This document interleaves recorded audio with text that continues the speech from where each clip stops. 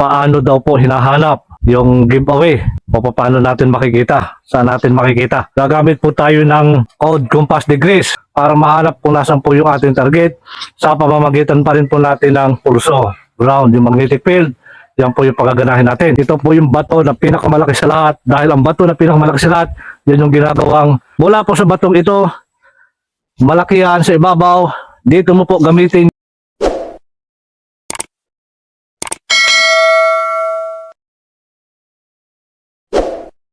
Isang mapagpalang araw po at magandang buhay sa ating pong mga kababayan, sa ating pong mga ka-teach. At muli po, ito po yung long range locator, single antenna, na pinusuan po ng ating ka-teach mula po sa probinsya ng Mindanao. Yan, 2 piraso po ito ka-teach, long range locator, single antenna. So ito po ay bala-bala at kung ano pa rin po yung ating babala, yun po yung ilolocate ng ating single antenna. So mga kababayan, mga ka-teach, kapag kayo po ay magbabala na gusto po natin hanapin, ay isa lamang po ang inyong babalahan kapag sabay mo po siyang gagamitin. Hindi po sabay-sabay yung bala natin. At muli pa rin mga ka-teach, mga kababayan, muli nyo pa rin po ako samahan sa request pa rin po ng ating ka-teach na paano daw po hinahanap yung giveaway o paano natin makikita, saan natin makikita. So mga kababayan, mga ka-teach, gagamit po tayo ng odd compass degrees. Tulad pa rin po ng aking mga pinapadala na dapat meron po kayo nito. Na ipalaminate nyo lang mga ka-teach at napakalaga po nito. Dito natin makikita kung saan o anong degrees po yung ating hinukay. Kung malalim ba o mababaw. So mga ka-teach, mga kababayan, mahalaga po ito. Lalo na kapag kapapasok po tayo sa treasure.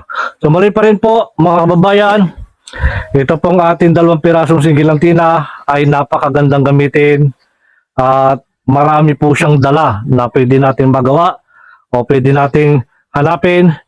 Unlimited po yan at hindi pa rin po katulad ng isang triple antenna na kapag isang piraso lamang ay hindi po siya unlimited. Kailangan tuwangan mo po siya ng isang Japanese one o kaya isang single antenna para mahanap po lahat, para maging unlimited yung atin pong triple antenna. So ito pa rin mga ka-teach, mga babayan, meron pa rin po akong pambala dito. Ito po yung 18 carats gold na siya kung gagamitin bala sa atin pong single antenna. At meron din po ako ilulukit dito. Ito po yung 18 carats bracelet. Yan, gold. Gamit po ang 2 pirasong single antenna na may bala po siyang 18 carats ring. So kaya pa rin mga ka-teach, mga kababayan, napakahalaga pa rin po yung paghila natin ng antenna mga ka-teach. Ganyan lang po yan. At dapat po yan ay tuwid na nakakulpababa. Huwag niyo pong bibiglain para sa pag-iingat na rin po ng ating antenna. So ganyan po yan. Kapag ka naputol yan, pwede niyo dugtungan yan. Pwede niyo salpakan ng ibang antenna. At okay yan. Gagana pa rin po yan. Ito pa rin mga ka-teach, mahalaga pa rin po yung pagkain natin. Yan. At para hindi po tayo, para mas mabilis po natin mahanap yung ating targets. Ito pa rin, sa paggamit pa rin po natin mga ka-teach, mga babayan. Una, dapat fresh po yung ating kaisipan. Nasa mood tayo. At gano'n na rin po, kailangan hindi po mainit yung bait natin, yung ulo. So ganyan pa rin mga ka-teach, at focus sa atin pong hinahanap. O hindi man natin kita yan sa pamamagitan po ng ating single antenna, sa pamamagitan po natin na tayo yung naka-ground, tayo yung nakakonect sa ating na-locate.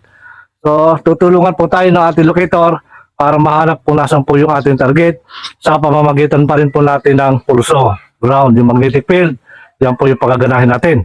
So ganyan mga ka-teach, kapag gagamit kayo ng locator, dapat hindi po naglalayo ng ating isipan, focus po tayo kahit hindi natin alam kung nasan po yung ating target. Yan. Ito pa rin, sa paggamit pa rin po natin locator, dyan pa rin po yan. So mahalaga po, mga ka-teach, yung ating bearing, dapat meron po yung kayong WD-40. Yan. Bago nyo gamitin, lagay nyo muna yan. Hindi dahil sa nakikita na nating gumagalaw siya, pero mas mahalaga pa rin po, yung mas pinakamagaan. Yung parang bulak, yung paggalaw niya, yung kailangan po yun, na kailangan natin ng WD-40. Yan. Lalagyan po natin yung ating bearing. Yan. Magalit din po yan pagka hindi natin nilagyan.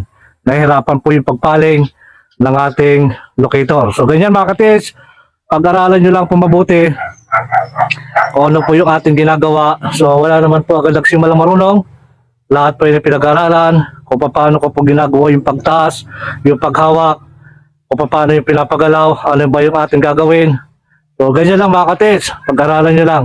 At alam ko na ipagkakalob po yun sa inyo, basta maganda po yung inyong hangarin. Ito pa rin mga katis, ganyan. Kahit malayo po yan, kahit abutin po yan ng mga 3 kilometer o 5. So basta kung doon lang po na lumalabas yung araw ng gold, doon lang po yan. Doon lang po yung magtuturo. Wala pong iba. So ito yung kagandahan pa rin mga katis, mga kubayan. Kapag tinapatan po natin yan, yan. Ito pong ating target. So yan po yan, kahit po yan ay malalim, kahit yan ay nakabaon sa lupa. Pagka natapatan po natin, automatic na magkukross po yung ating 2 pirasong singilantina. Yun po yung kagandahan na kapag 2 pirasong singilantina o kaya isang triple antina at isang singilantina, pag tinapatan mo, talaga magkukross yan. So nalalaman mo po na kung ano yung bala mo, yun yung nalulukit niya, yun yung aura ng gold. So kapag tinapatan mo yun, natagpuan mo na, doon, magkukross na yung ating singilantina, 2 piraso. So alamin mo na lang sa pamamagitan po ng aurameter o Japanese one, kailangan estimate mo na yung lapad. So paalala ko rin mga katis, mga babayan, huwag kayong mag-i-estimate ng lalim, lalo na kapag nabawasan ng lupa. Dapat mahalaga po na kailangan pag nailukit mo yung aura ng gold, tatagpo mo yung aura. So kung diyan ka dadaan, alamin mo yung deteksyon kung ano yung lapad niya. Mahalaga po yan. Kung ano yung ibinala mo, yun po yung ilulukit niya. Kung ano po yung dapat nating ilocate, tulad po ng poison, tulad ng bomba, tulad po ng gold o simento, alkitran, dapat bago natin hukayin ng lupa, bago tayo maghukay, preparado na lahat yan. Na alam na po natin kung gaano kalalim yung bawat isa, kung saan nakatapat yung bomba, alam natin yan. At doon, pwede natin iwasan, pwede tayo mag-ingat. Yan yung mga pinapaalala ko mga katits. Kailangan preparado lahat bago yung paghukay para hindi tayo nagsasabi na gaano pa kaya kalalim, ano kaya yung bumbang yan, sa kaya nakatapat. Dapat kailangan linis na po lahat bago maghukay. So yan mga katis, mga kababayan. At sa paggamit pa rin po natin ng isang singilantina, kapag isang singilantina lamang po ang iyong pinusuan mga katis, so yun po yung kagandahan pa rin. Yan, doon pa rin po siya magtuturo. Ito pa rin mga katis, sa paggamit pa rin po natin yan, doon pa rin po ituturo. Yung pagkahawak natin mga katis, gitnang palad ha. Yan. At hindi hihigpit, hindi luluwag. Hindi mo pwedeng luluwag. Doon mo hihigpitan. Pag nandun ka, hihigpit na uli. So, kailangan permis po yan. Yan po yung aking binabahagi. Sa pagtaas pa rin po natin, man. Doon po yan. Kailangan, yun po sinasabi kong yan mga katis, yung WD-40, mahalaga po yan. Pag gagamitin mo, lagyan mo uli ng WD-40. So yan. Yan pa rin, para mas napakalubay, napakaganda, napaka-smooth ng kanyang paggamit. So ganyan pa rin. Yan. Yan pa rin. Pag tinapatan natin, yan. Yan. So ganyan yan. Pag nasa loob na tayo ng deteksyon, ang ating singilantina, yan. Bumubuo pa rin po siya ng frequency. Kapag buo na kanyang frequency, tayo na po yan, nagkakaroon ng signal. Yan. Sa pamamagitan pa rin po ng ating ground, ng ating pulso, diyan po yung kumukonekta. Mahalaga pa rin po na dapat yung pong ating tapat o yung kinatatapatan ay nasa loob po tayo ng aura ng gold. Wala po sa labas. Yan. Yan po yan. At ito po yung pinusuan ng ating katis mula po sa Mindanao. So mga kababayan, muli ko pa rin ibinabahagi yung paggamit po natin ng code compass degrees. Yan. Paano po ito ginagawa? Paano po ito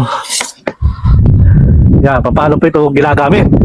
So, yan pa rin yung tanong natin katis. So, kung meron po kayo na nito, mga katis, mga babayan, ito po yung code compass degrees. Nandito po yung direksyon, yung east, west, north, south. At nandito yung mga degrees. Yan. So, mahalaga pa rin po yan. Dito nyo makikita yung mga imperial, yung bank deposit, Korean deposit, at special deposit. Nandito po yan. So, nandito rin yung giveaway kung saan mo siya kukunin. Sa paggamit naman po nito, mga kababayan, mga katis, pag nandun ka na sa area, hanapin mo na yung isang bato na pinakamalaki sa lahat. At dapat meron kang kumpas. Yung kumpas, yung ginagamit po natin, yung gumagalaw. Yon. So, kailangan din po yung kumpas. Pag nahanap mo na yung bato, tulad po nito, halimbawa, ito po yung bato na pinakamalaki sa lahat. Dahil ang bato na pinakamalaki sa lahat, yan yung ginagawang mother code na mga hapon na dyan sila lagi magbabase pag dumating po sila, nakabalik, lagi may palatandaan, bakit po dapat malaking bato para yan ay hindi basta maitulak ng tao, hindi basta maibuwal, dyan sila kukuha ng unang degrees. So yung paggamit po natin mga katis, mga kababayan, mula po sa batong ito, malaki yan sa ibabaw, dito mo po gamitin yung kumpas. Yan, para malaman mo yung east, west, north, south. Yan. So, malaman. Ito po ay meron ding silangan. East, west, north, south. Ngayon, yung kumpas mo sa kamay at kumpas din po dito, kung nasan po yung silangan nito, ay itatapat mo po dito sa kumpas natin, yung silangan. Yung silangan po nito, dapat isusunod mo po ito. Yan. At mula po dito, nakaibaboy sa lupa, dyan mo na babasahin kung nasaan po yung east, west, north, south. Nandiyan na po yan, naka-steady. Basahin mo na lamang, hanapin mo na lamang yung southeast, may degrees na po yan. So sa pagharapan po natin degrees, halimbawa, dito po yan. Hanapin na po natin na ito yung nasa saktong silangan na. Hanapin na po natin dito yung southeast, yung Jewerless. Mula po sa batong ito, sa pagharapan po ng giveaway, dito po yan. Mula sa southeast, 120 degrees. Mula po dito, papunta down 120 degrees. 4 meters sa layo. Mula dito, paparo, 4 meters, may bato po yan.